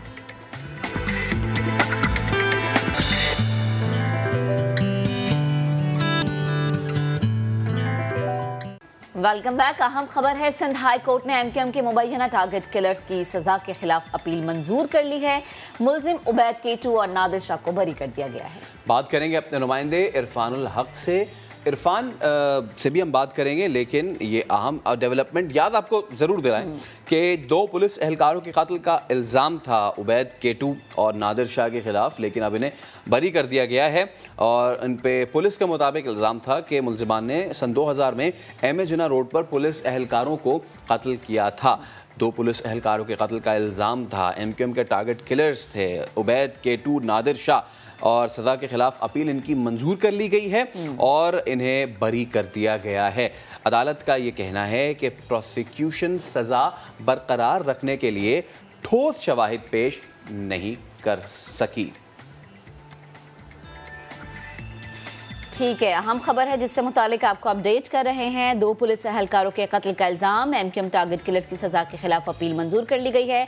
अदालत ने उबैद उर्फ केटू और नादिर शाह को बरी कर दिया है। प्रोसिक्यूशन सज़ा बरकरार रखने के लिए ठोस शवाहिद पेश नहीं कर सकी। अदालत की जानिब से ऐसा मौक़िफ़ अपनाया गया है, जबकि पुलिस का ये कहना है कि मुलजिमान ने 2000 में एम.ए. जिन्ना रोड पर पुलिस एहलकारों को कत्ल किया था। याद रहे कि यह अहम केस है और इसमें डेवलपमेंट ये हुई है कि अदालत ने उबैद उर्फ केटू और नादिर शाह को अब बरी कर दिया है। 2000 में एम.ए. जिन्ना रोड पर पुलिस एहलकारों को कत्ल किए जाने का ये केस था और इस केस में इन मुलजिमान को गिरफ्तार किया गया था। अदालत की जानिब से ये कहा गया है कि प्रोसिक्यूशन सजा बरकरार रखने के लिए ठोस शवाहिद पेश नहीं कर सके, इसीलिए दोनों को बरी किया गया है। और अब आपको ले चलेंगे गिलगित के ज़िला ग़िज़र, जहां हम आपको आज ऐसी चीज़ दिखाएंगे जो आपने तो क्या पहले भी किसी ने नहीं देखी होगी। हमारे नुमाइंदे अब्दुल वाहिद हमारे साथ वहीं से मौजूद हैं। वाहिद, गुड मॉर्निंग। सबसे पहले तो ये बताएं, ये झील कहाँ पर है? जी बिल्कुल फैसल, आज मैं एक ऐसे पिकनिक पॉइंट पर मौजूद हूँ जो कि अब तक सयाहों की नज़रों से ओझल है। डिंगबट झील कहलाया जाता है, जो कि डिस्ट्रिक्ट गेज़र की सबसे बड़ी गाँव शेरकिला हमुचल के अंदर मौजूद है। बहुत ही इजी एक्सेस है। गिलगित शहर से कोई 35-40 किलोमीटर के फासले पर ये झील यहाँ पर वाक़ है। पहाड़ी के दरमियान मौजूद है। बहुत ही खूबसूरत व्यू पेश कर रहा है। लोग अपनी फैमिलीज़ के साथ यहाँ आके खूब इंजॉय कर सकते हैं। अच्छा वाहिद, वादी ग़िज़र जो है वैसे भी अपनी झीलों की वजह से काफ़ी मशहूर है, मगर यहाँ सड़कों का निज़ाम इतना अच्छा नहीं है, तो मुकामी हुकूमत कुछ करने का इरादा रखती है इस पर? अगर मुकामी हुकूमतों की बात की जाए तो आज से पहले जितनी भी हुकूमतें यहाँ रही है, उन्होंने गिज़र को दीवार के साथ ही लगाया। इंफ्रास्ट्रक्चर के हवाले से, सड़कों की खस्ते हाली के हवाले से हम आए रोज़ रिपोर्ट करते हैं। किसी हुकूमत ने आज तक सयाहत को बूस्ट अप करने के लिए इस ज़िले के अंदर कोई खातिर खा इकदाम नहीं उठाए। अभी भी एक हुकूमत को बने 1 साल करीबन होने को है, लेकिन उनका भी कोई लाहे अमल इंफ्रास्ट्रक्चर के हवाले से नज़र नहीं आ रहा। हाँ, अलबत्ता वफाकी हुकूमत की जानिब से Gilgit Chitral express way CPEC का हिस्सा है, उसके लिए एक खतीर रकम मुख्तस कर दी गई है, ताहम उसका काम अभी शुरू नहीं हो चुका है। उसके तकमील के बाद ये उम्मीद जाहिर किया जा रहा है कि जब गिलगित चित्राल एक्सप्रेस वे जब पाए तकमील तक पहुंचेगा, फिर इस खित्ते में सयाहत भी बूस्टअप हो जाएगी और यहाँ के लोगों को सफरी जो मुश्किलात हैं उनमें भी खातिर खा कमी आ सकती है। तो ये एक अच्छा इनिशिएटिव है वफाकी हुकूमत का। ठीक है वाहिद, बेहद शुक्रिया, आप हमें अपडेट कर रहे थे। खूबसूरत झील है जिसके मनाजर इस वक्त हम आपको दिखा रहे हैं और यहाँ पर घी गया फैसल, मुझे लगता है कि हमारी स्क्रीन देखने के बाद वो जाने का जरूरी था। मैं जा चुका हूँ, आप जा चुके हैं। लेकिन वही बात है ना महक के जो दीवाने होते हैं वही यहाँ का रुख करते हैं, जो फैमिलीज होती हैं वो कम रुख करते हैं। क्यों? क्योंकि खतरनाक और पथरीला रास्ता है, रोड का स्ट्रक्चर नहीं है, रोड इंफ्रास्ट्रक्चर नहीं है, सबसे बड़ी जो चीज़ है वो है। तो अब कैसे जाएं वो भी हम आपको बता देते हैं। एक तो तरीका है कि अगर आप इस्लामाबाद से जा रहे हैं तो वाया गिलगित आप गिज़र एंटर करें, जो उसका डिस्ट्रिक्ट है, और उसके बाद गिज़र से एंटर होते ही आपको तमाम झीलें मिलेंगी। और अगर इसका एक दूसरा रास्ता भी है, और दूसरा रास्ता कौन सा है? दूसरा रास्ता बरास्ता चित्राल है, यानी कि चित्राल से आप बूनी और बूनी से फिर शंदूर टॉप से होते हुए आप जाएं तो शंदूर टॉप क्रॉस करेंगे। शंदूर आखिरी बॉर्डर है खैबर पख्तूनख्वा का। बॉर्डर के बाद जो है वो फंडर वैली और लंगर शुरू हो जाता है, जो कि हम शो में आगे चल के या आगे आने वाले दिनों में आपको उसकी भी सैर कराएंगे। लेकिन वहाँ से होते हुए फिर आप गुपिस और यासीन वैली और फिर यहाँ पे पहुँच सकते हैं। तो ये दो रास्ते हैं। गिलगित वाला रास्ता इज़ वे मोर कन्वीनियंट। चलें जी, अब जरा आगे बढ़ते हैं और खेल के मैदान का रुख करते हैं। मेगा इवेंट के लिए शाहीनों ने तैयारियां शुरू कर दी हैं। T20 वर्ल्ड कप के लिए कौमी टीम हथियार तेज कर रही है। हेड कोच सकलैन मुश्ताकी ज़ेर निगरानी क्रिकेटर्स ने नेशनल हाई परफॉर्मेंस सेंटर में भरपूर प्रैक्टिस की। शोएब मलिक भी स्क्वाड के हमरा ट्रेनिंग कर रहे हैं। और बॉलिंग कंसल्टेंट है वर्नन फिलेंडर, फास्ट बॉलर्स के साथ लाइन और लेंथ पर काम कर रहे हैं। आज और कल 2 रोज़ ट्रेनिंग जारी रहेगी, जिसके बाद 14 अक्टूबर को प्रैक्टिस मैच होगा। कौमी क्रिकेट स्क्वाड 15 अक्टूबर को UAE रवाना होगा। क्रिकेट पर मजीद बात करने के लिए हमें ज्वाइन किया है स्पोर्ट्स तज्ज़ियाकार सीनियर मिर्ज़ा इकबाल बेग साहब ने। मिर्ज़ा भाई अस्सलाम वालेकुम, गुड मॉर्निंग। सबसे पहले तो एक बड़े मज़े की बात है मिर्ज़ा भाई, और वो ये है कि शोएब मलिक और मोहम्मद हफीज़, ये इनकी जितनी उम्रें हैं ना, इनसे छोटे हैं वर्नन फिलेंडर। उन्होंने क्रिकेट खेल भी ली और अब वो कोचिंग भी शुरू उन्होंने कर दी है। मैं पहले चाहूँगा इस पर आप कमेंट करें। बिल्कुल आपने सही कहा फैसल। सबसे पहले तो सुबह बखैर आपको भी और महक को भी। और जो आपने उम्रों की बात की तो आप देखें शोएब मलिक ने 14 अक्टूबर 1999 को अपना डेब्यू किया था। अब 14 तारीख को 22 साल हो जाएंगे। इंटरनेशनल डेब्यू की बात कर रहा हूँ। और मोहम्मद हफीज़ ने 2003 में अपना डेब्यू किया था। तो अब अंदाज़ा लगा लें शोएब मलिक जो है वो 40 साल के हो चुके हैं, हफीज़ भी ज़्यादा बरस के 40 के लगभग। तो यकीनन ये बात तो है। लेकिन अब आप नोट करें, एक वीडियो जारी हुई थी रमीज़ राजा की जब वो चेयरमैन बनने से पहले, और उस वीडियो में इन दोनों का नाम लेकर उन्होंने कहा था, जो PCB के मौजूदा चेयरमैन है, कि मोहम्मद हफीज़ और शोएब मलिक अब अपना वक्त गुजार चुके, अब हमें आगे की तरफ देखना चाहिए। लेकिन हायर मजबूरी की वजह से इन दोनों को रखना पड़ा। T20 वर्ल्ड कप के स्क्वाड में शोएब मलिक आखिरी लम्हे पर आए। हफीज़ के ताल्लुकात आपको पता है कि रमीज़ राजा से इतने अच्छे नहीं थे। उन्होंने एक ट्वीट कर दिया था कि मेरे बेटे को उनसे ज़्यादा क्रिकेट की समझ है। तो बहुत सारी चीज़ें हैं कि जो फैक्टर्स हैं, लेकिन बहरहाल तजुर्बे का कोई नेमुल बदल नहीं होता फैसल। और मेरे ख्याल में हफीज़ और शोएब मलिक दोनों का ये आखिरी इंटरनेशनल इवेंट है, इसमें ये अच्छा परफॉर्म करेंगे। सही, ठीक। अच्छा मिर्ज़ा भाई, अब जरा अगर हम तब्दीलियों की बात करें, शोएब मलिक, सरफराज अहमद और हैदर अली की स्क्वाड में शमूलियत कैसा देखते हैं आप? देखिए, मैं कि यकीनन मिडिल ऑर्डर हमारा मजबूत हुआ है। और फ़खर जमान को आप भूल गई, फ़खर जमान भी शामिल हुए। पहले वो ट्रैवलिंग रिजर्व में थे, अब वो 15 रुकनी स्क्वाड में आ गए। तो अब हमारी बैटिंग खासी मजबूत हो गई है। लेकिन असल मसला अब हमें बॉलिंग के शोबे में नजर आ रहा है, खास तौर पर स्पिन बॉलिंग के शोबे में। क्योंकि जो विकटें हैं, अगर आप दुबई इंटरनेशनल क्रिकेट स्टेडियम की बात करें, IPL में जो मैचेस हुए 160, 140, तो वहाँ की विकेट्स जो है वो स्पिनर्स के लिए आइडियल साबित होगी।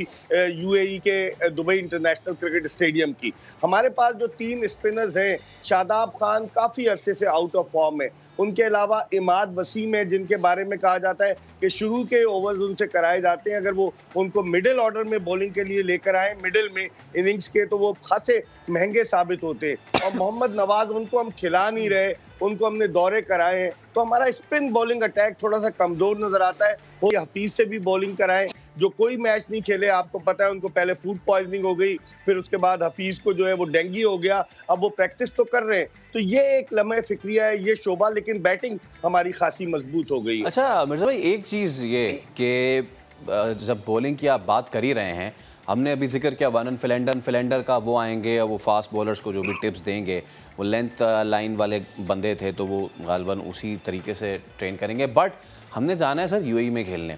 अभी वहाँ पे जो हालिया क्रिकेट चल रही है आईपीएल की, उसमें आपने देख लिया कि जो स्पिन जो है उसका कितना अमल दखल रहा है, एक चीज़। दूसरी चीज़, मौसम बहुत ज़्यादा इफ़ेक्ट करता है विकेट पे, तो वहाँ अक्टूबर में जो है वो भी जो है बहुत ज़्यादा इतना जो है वो अफेक्ट करेगी पिचेस पे। विकेट जो है वो सीधा रहने की भी तवक्को है, और इसके साथ साथ अगर ज़्यादा मैचेस उस पर हुए तो ब्रेक होगा बॉल और ये सारी चीज़ें होंगी। ऐसी सूरत हाल में सकलैन मुश्ताक पे, जो कि वर्ल्ड कप विनर रह चुके हैं एज अ कोच इंग्लैंड के, उन पे हम रिलाई क्यों नहीं कर रहे? वर्नन फिलेंडर पर ज़्यादा रिलाई क्यों कर रहे हैं? क्या वजह? ये तो शायद इन्होंने, चूंकि वकार यूनुस और मिसबाहुल हक गए तो इसलिए उन्होंने वर्नन फिलेंडर और मैथ्यू हेडन को लिया। आपकी बात सही है फैसल, वर्नन फिलेंडर ने आज तक जनूबी अफ्रीका की जानिब से उन्होंने T20 क्रिकेट नहीं खेली। टेस्ट के वो बड़े ज़बरदस्त बॉलर थे, जिस तरह आपने शुरू में कहा, लाइन और लेंथ उनकी बड़ी ज़बरदस्त थी।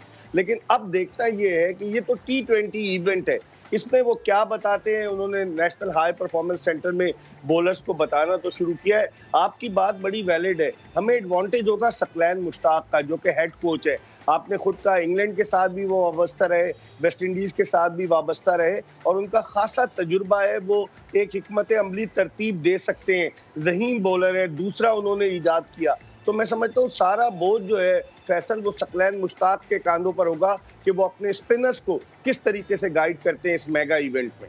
अच्छा, अब इसकी भी मिर्ज़ा भाई बात कर लेते हैं कि जो पहले हमने मिडिल ऑर्डर लाए थे वर्ल्ड कप स्क्वाड के लिए, ड्यू टू रीजंस वो अब बाहर जा चुके हैं। अब ओपनिंग तो हमने देख ली, हमारी 3 बल्लेबाज बड़े अच्छे हैं, बड़े फिक्स हैं, लेकिन उसके बाद आगे चल के आपको क्या मामला नज़र आ रहे हैं? शुएब मलिक के आने से मज़ीद स्ट्रेंथन होता देख रहे हैं, और नीचे जो, क्योंकि देखें मिर्ज़ा भाई बात यह है कि अब तो दुनिया में वो टीम्स बन रही हैं कि जहाँ पे बैट्समैन जो हैं वो भी कर रहे हैं और जो नीचे बॉलर्स आ रहे हैं वो भी बल्ला चला रहे हैं। तो आपको लगता है कि हमारी वो पूरी बैलेंस हमें मिलेगी जो modern day cricket, modern world T20 cricket में चल रही है? बिल्कुल फैसल, अब तब्दीलियों के बाद जो है अब हमें बैलेंस नज़र आ रहा है। देखिए मेरी अपनी ओपिनियन में ये डेफिनेटली ओपनिंग स्लॉट पर ये रिजवान के साथ फ़खर जमान को लेकर जाएंगे, क्योंकि एक तो left handed right handed combination होगा, दूसरे फ़खर जमान जो है वो पावर प्ले का अच्छा फ़ायदा उठा सकते हैं, और फिर फ़खर जमान का एक हमें नफसियाती फ़ायदा भी हासिल होगा। आपको याद होगा 18 जून 2017 को भारत को जो ओवल लंदन के मैदान पर चैंपियंस ट्रॉफी में पाकिस्तान ने हराया, फ़खर जमान ने क्या बैटिंग की थी, मैं खुद वहाँ मौजूद था। तो मेरे ख्याल में ये बाबर आजम को 1 डाउन लाएंगे और इनिंग्स ओपन कराएंगे रिजवान और फ़खर जमान से। फिर उसके बाद चौथे पे आ जाएंगे मोहम्मद हफीज़, 5वें पे आ जाएंगे शुएब मलिक। अब 6ठे नंबर पर मेरे ख्याल में टाई है हैदर अली और आसिफ अली के दरमियान कि किसको खिलाते हैं। ये 6 बैट्समैन होंगे, और उसके बाद आपको पता है शादाब खान बैटिंग अच्छी कर रहे हैं, अगरचे बॉलिंग अच्छी नहीं कर रहे। शादाब खान आ सकते हैं 7वें पर, और उसके बाद 8वें पर इमाद वसीम या नवाज, 9वें पर फिर हसन अली, फिर शाहीन शाह अफरीदी। और आया ये 3 बॉलर्स खिलाते हैं या फास्ट बॉलर या 2 फास्ट बॉलर खिलाते हैं? अगर तीसरा खिलाएंगे तो मेरे ख्याल में शायद ये हारिस रऊफ के लिए जाए। ठीक है, बहुत शुक्रिया मिर्ज़ा इकबाल बेग भाई आपका। अब हमसे डिस्कस कर रहे थे कि किस तरीके से पाकिस्तान का मिडल ऑर्डर अब थोड़ा मजबूत होता दिखाई दे रहा है, तो हमारी भी यही उम्मीद है कि अब जो थोड़ा मजबूत होता दिखाई दिया मिडल ऑर्डर वर्ल्ड T20 में जाके अच्छा परफॉर्म करे। ब्रेक लेंगे, ब्रेक के उस पर हाजिर होंगे, मजीद बातें आपसे करेंगे, हमारे साथ ही रहिएगा।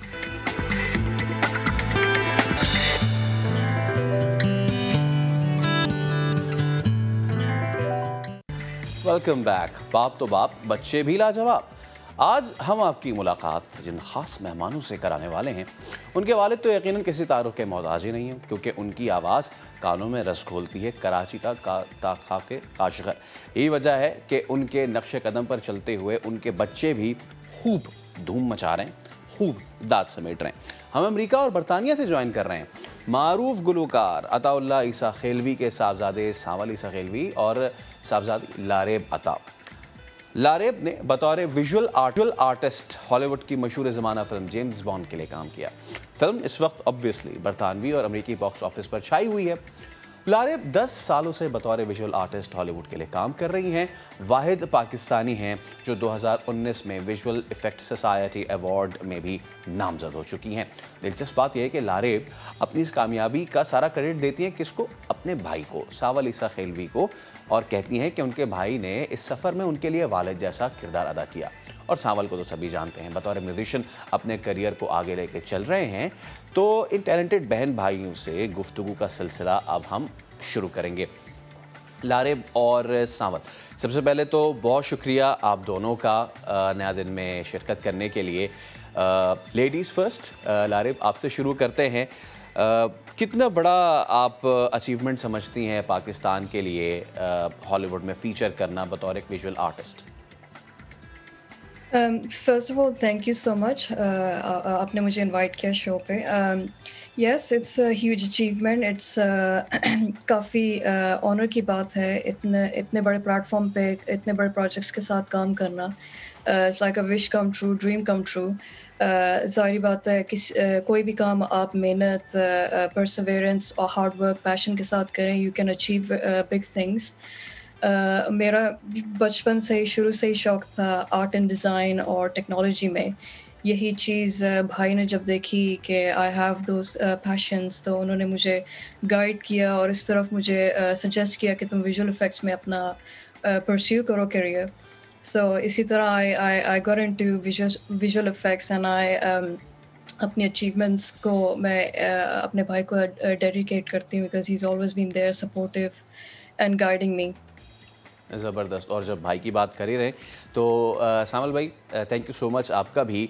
सर, ये बहन भाई की मोहब्बत की कहानी तो हम ज़रूर आगे आपसे सुनेंगे भी, बिकॉज़ हमारे यहाँ होता ऐसे है कि यू नो बहन भाइयों में जो मोहब्बत होती है ना, वो नोक झोंक वो अलग होती है, लेकिन किस तरह आपने प्रोफेशनली इनको हेल्प आउट किया है, that's amazing. Let's talk about you. अभी जस्ट बिफोर मैं आपसे बात कर रहा था, उससे बिल्कुल पहले वो बड़ा एक ज़बरदस्त जो डुएट था वाले साहब के साथ, इश्क पवाया तंजीरा, I was listening to that. तो एक स्टार परफॉर्मर, एक ऐसे लेजेंड की औलाद होना, इज़ इट अ प्रेशर? सबसे पहले तो ये बताएं जब आप परफॉर्म करने जा रहे होते हैं। सबसे पहले आप सबको बहुत प्यार भरा सलाम, आपके देखने वालों को बहुत बहुत प्यार भरा सलाम। मुझे इनविटेशन का बहुत बहुत शुक्रिया, आपने मुझे अपने चैनल पे बुलाया। प्रेशर ये बहुत सीवियर लेवल का होता है और इसको मैनेज करना भी बहुत मुश्किल है। जैसे कि एक नया करियर शुरू करना होता है, उसी तरीके से इसको सिर्फ मैनेज करना ही बहुत बड़ा एक प्रेशर टाइप सिचुएशन होती है। और फिर उसमें अपने आप का एक इमेज बनाना, एक अपनी आवाज़ को लेकर आना और अपने अंदाज से उसको पेश करना, वो भी एक चैलेंज होता है। तो यकीनन इस चीज़ को इस तरीके से सामने लाना एक बहुत बड़ा चैलेंज है। यकीनन। अच्छा लारेब, आप ये बताएं कि मिशन इम्पॉसिबल के लिए विजुअल इफेक्ट देना, इसको आप कितनी बड़ी अचीवमेंट समझती हैं और आगे क्या क्या मज़ीद बड़ा करने का आपका प्लान है? मिशन इम्पॉसिबल पे काम करके, अगेन मिशन इम्पॉसिबल है, 007 है, नोलन के प्रोजेक्ट पे मैंने काम किया, Tenet recently, fast and furious 9 है, और 007 नो टाइम 007 मिशन इम्पॉसिबल। ये तो हम I was a big fan of the franchise of both, तो उस पे दोनों पे काम करना has been such an honour, especially Daniel Craig's recent project and it will be his last. तो मेरे लिए उस पे काम करना, it was such a huge honour, इतना अच्छा एक्सपीरियंस था। द टीम इटसेल्फ, जिन टैलेंटेड आर्टिस्ट और लोगों के साथ मैं काम करती हूँ, such it's so incredible, it's so amazing and inspiring in itself. Oscar winning teams हैं जिनके साथ मैं काम करती हूँ। पॉल फ्रैंकलिन है जो बहुत बड़े क्रिएटिव डायरेक्टर थे इंटरस्टेलर और इंसेप्शन जैसी मूवीज़ के लिए। तो ऐसे लोगों के साथ काम करना और it's more than an honour. Right. और ये भी आपने जैसे कहा कि आप भाई को सारा क्रेडिट देती हैं, तो सांवल भाई कैसा लगता है कि बहन जो है आपकी, she is at such an epitome, इतनी अच्छी जगह पे पहुंच चुकी हैं, लेकिन इसके बावजूद भी वो हम्बलनेस जो है ना, मेरे ख्याल से ये फादर की तरफ से है, क्योंकि वो ख़ुद इतने हम्बल इंसान है, इतनी हम्बल शख्सियत है, तो वो यकीनन कैसा लगता है कि जब बहन आपको, जब एक तो आपकी बहन इतने अच्छे काम कर रही हैं, पूरी दुनिया में लोहा मनवा रही हैं और साथ साथ आपको क्रेडिट भी दे रही हैं।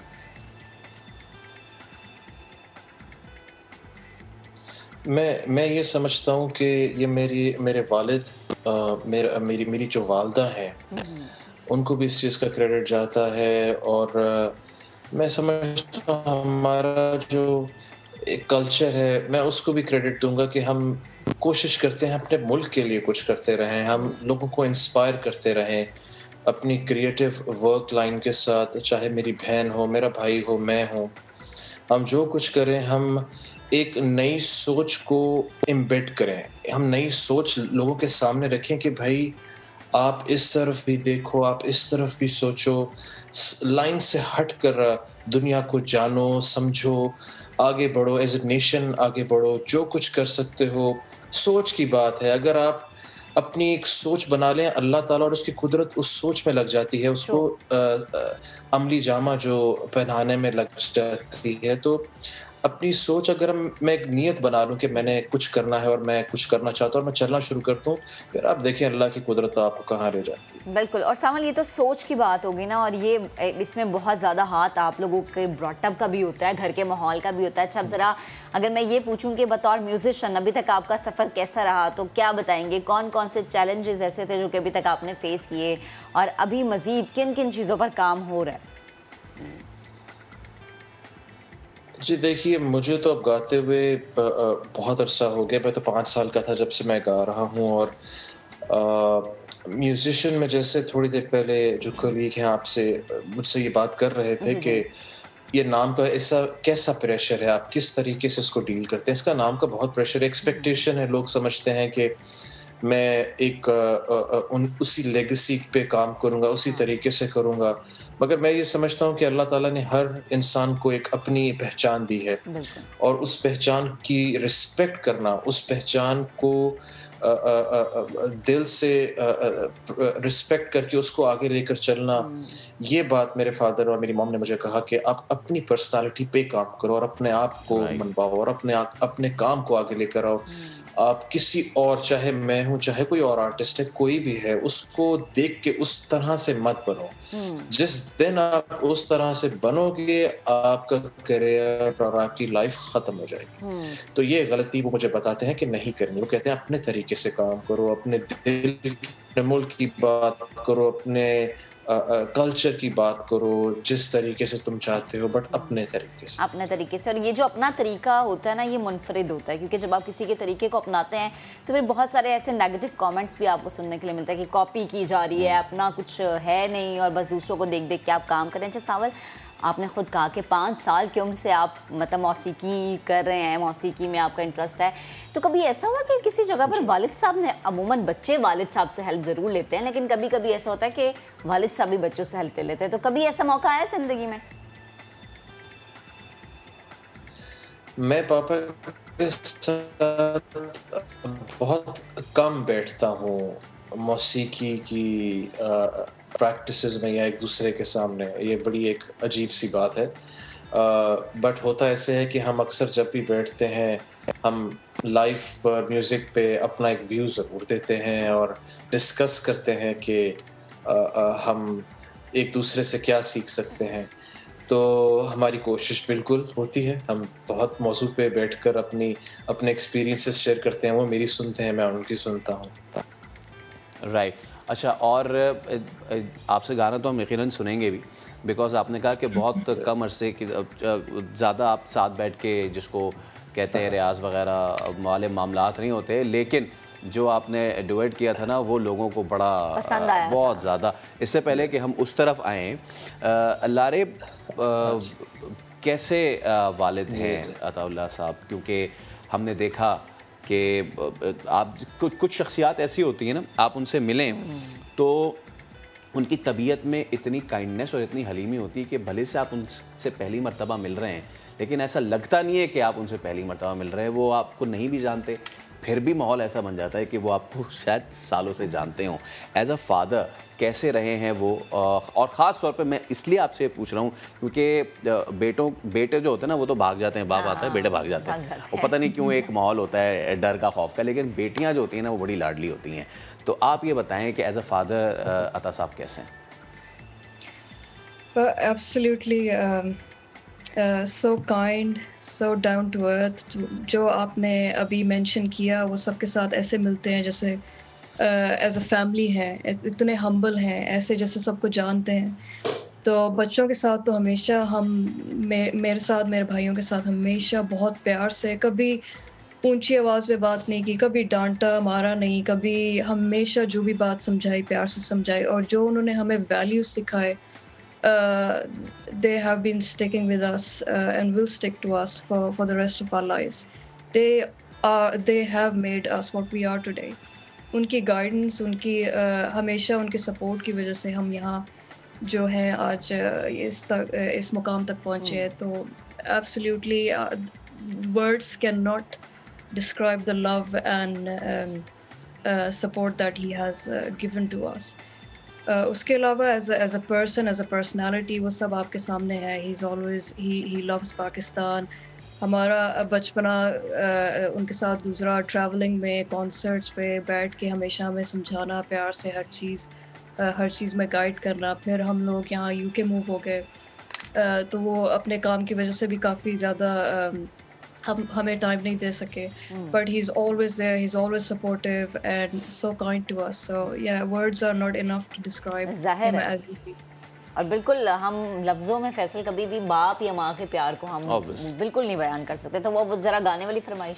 हाँ, एक तो जाहिर सी बात है वो जो है ना, जैसे मैंने कहा था कराची से लेके खुंजराब तक, और उसके आगे भी एक ड्रामे बड़ा मशहूर हुआ किताब खा के काजगर, अताउल्लाह ईसा खेलवी का कमीज़ तेरी काली, वो तो मतलब कि वन ऑफ द लेजेंड है ना, लेजेंड सॉन्ग्स है ना। लेकिन फिर हमने देखा कि एक जो मुझे अच्छा लगा, प्यार नाल ना सही गुस्से नाल वेख लिया कर, बीमारां नू शफा मिल जाती है। गाने से ज़्यादा ये एक कैफियत का नाम है। फिर हमने ड्यूएट आपका सावल भाई देखा उनके साथ, और आपका उनका फेवरेट कौन सा गाना है? क्या आपने उनके लिए कभी कोई कंपोज किया? और जाते जाते आपने 2 लाइनें तो हमारे लिए जो है ना गा के जानी है प्लीज़। मैं भी एक इवेंट पर बैठा हुआ था और इवेंट से मैं ऑफ लेकर यहाँ आपसे इंटरव्यू के लिए आया। तो मैं इतना खुश हूँ कि मुझे ऐसा वालिद मिला है जिससे मुझे बहुत कुछ सीखने को मिला, एज एन इंसान बहुत कुछ सीखने को मिला, और एक लेजेंड है जिनके पास मैं इससे ज़्यादा कुछ बोलूँगा नहीं क्योंकि मेरे पास अल्फाज नहीं है, कोई कमी रह जाएगी इसमें, तो मैं इससे ज़्यादा कुछ बोलूँगा नहीं। बट मैं आपने गाने की फरमाइश की तो मैं एक सब माया का एक शेर है वो मैं आपको सुना देता हूँ। जी जी। जब देख लिया हर शख्स यहाँ हर जाए है, फिर शहर से दूर एक कुटिया हमने बनाई है, और उस कुटिया के माथे पर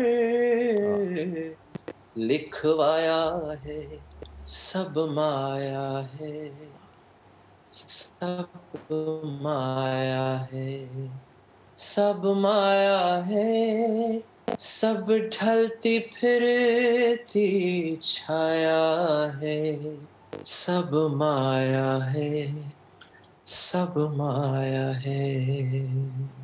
इश्क पवाया जंजीरा। बहुत शुक्रिया, थैंक यू सो मच सावल भाई और लारेब, आपको बेस्ट ऑफ लक, क्योंकि जो नाम आप लेके चल रहे हैं दैट्स, और आप दोनों के भी हम ये दुआ करते हैं कि आप भी लेजेंड्स बने। हाँ इंशाल्लाह, और फिर हम माशाल्लाह फिर हम कहेंगे आपके जो नाम है ना, ये जो लेके आपके बच्चे चल रहे हैं ये भी जिम्मेदारी है। अभी एक ब्रेक लेते हैं, ब्रेक के बाद हाजिर होंगे, हमारे साथ रहिएगा।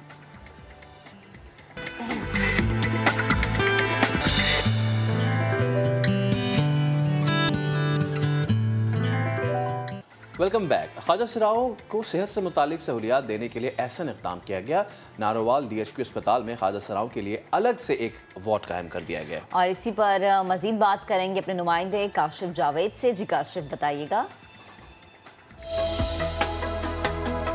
बिला इम्तियाज माशरती हकूक देने के लिए हुकूमत पंजाब ने DHQ हॉस्पिटल नारोवाल में ख्वाजा सराओं के लिए एक वार्ड का क़याम किया है, जिसमें ना सिर्फ उनको तिब्बी सहूलियात बल्कि अद्वियात भी फ्री दी जाएंगी। आइए इसी हवाले से ख्वाजा सराओं के जज्बात भी जानते हैं और उनको माशरती मसाइल के बारे में भी उनसे बात करते हैं।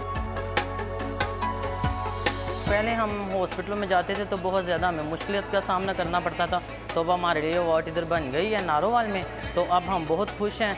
तो अल्लाह का शुक्र है कि हमारी ख्वाजा सरों की भी किसी ने सुनी है। हम ये भी चाहते हैं कि हमारे लिए कारोबार के लिए भी कुछ सोचें। बहुत खुशी की बात है और बाकी के भी मसला है हल किया जाए हमारे लिए, और हमारे NIC कार्डों का मसला है वो तो बहुत ज़रूरी है। ये है मेरी अपील है बड़े लोगों से कि मेहरबानी करके हमारे NIC कार्ड बनाए जाएं। लेकिन सबसे पहले तो ये हुआ कि यहाँ पे जब ID कार्ड्स की बात हुई तो हमारे असिस्टेंट डायरेक्टर साहब नादरा के यहाँ पे ख़ुद पहुँच गए।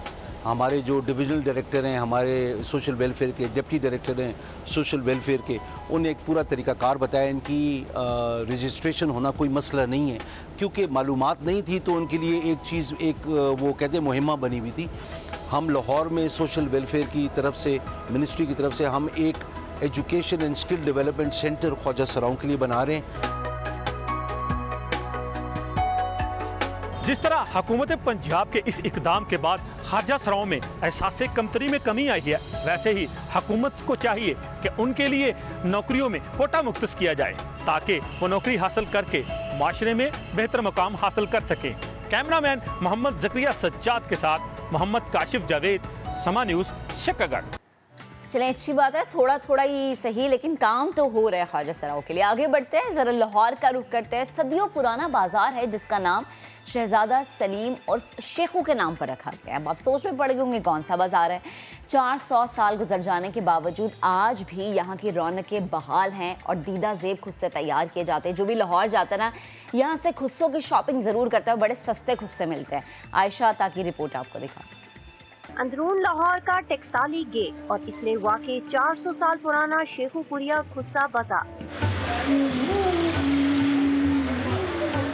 शहजादा सलीम उर्फ शेखू के नाम से मंसूब इस बाजार में बादशाहों के खास पहनावे खुस्से की दुकानें आज भी मौजूद हैं। शेखू उसके नाम से ये बाजार का नाम रखा गया, शेखुपुरिया बाजार और मलूक टेक्साली गेट। खुस्सों का जो शौक था पहले मुगल बादशाह पहनते थे, अब आस्ते आस्ते वहाँ में ट्रेंड आ गया। जदीद मशीनी दौर के बावजूद कारीगर यहाँ हाथ से खुस्से तैयार करते हैं। मुख्तलिफ साइज में चमड़े की कटाई,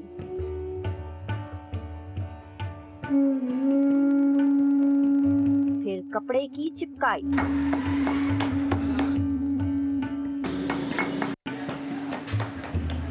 और फिर मरहला आता है इसकी डिजाइनिंग का।